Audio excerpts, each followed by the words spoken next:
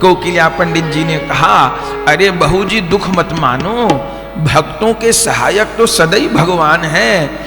आप देखना आपके पिताजी आएंगे, बहुत सुंदर भाग भरेंगे, आप मत घबराओ। ऐसा कह करके हरि स्मरण करते हुए कोकिला पंडित जी चले और चलते चलते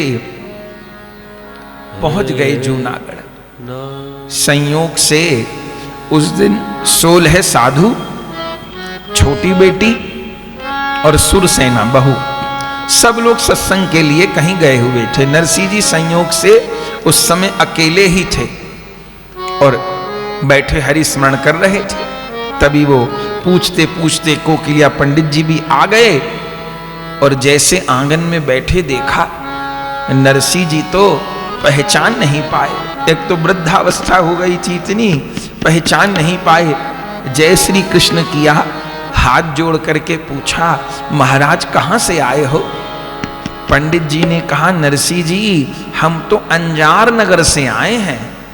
अंजार नगर का नाम सुनते ही नरसिंह जी बोले, अंजार नगर? अरे वहां तो मेरी बेटी ब्याई है, मेरी बड़ी बेटी कुंवरी बाई अंजार नगर में ब्याई है। वहां के मुखिया हैं रंगधर मेहता, उनके बड़े बेटे बसंत राय, उनको मेरी बेटी ब्याई है। तो आप वहां के रहने वाले हो तो जानते होंगे। पुरोहित जी ने कहा, महाराज जिनका आप नाम ले रहे हो मैं उनका ही पुरोहित हूं। अरे तो कैसे आप पधारे? मेरी बेटी तो ठीक है, उसके ससुराल में तो सब ठीक है? बोले सब ठीक है, और मेरी बेटी के संतान भी है क्या? महाराज एक बेटी है आपकी बेटी के यहां, वो कितनी बड़ी हो गई, उसका भी अब ब्याह होने को है। मुझे आपके समधी ने भेजा है, ये लीजिए पत्र आपके लिए, कुमकुम पत्रिका है, निमंत्रण पत्र है।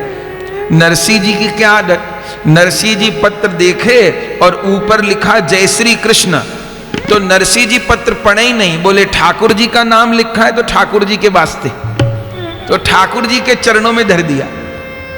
पंडित जी कहें खोल के पढ़ तो लो, बोले प्रभु के लिए ही है, प्रभु ही पढ़ेंगे, मेरे पढ़े से होगा भी क्या। तो चरणों में पत्र रख दिया, सारी बात बताई, आपकी देवती का ब्याह है, आपको निमंत्रण पत्र आया है, आपको भात लेकर के आना है।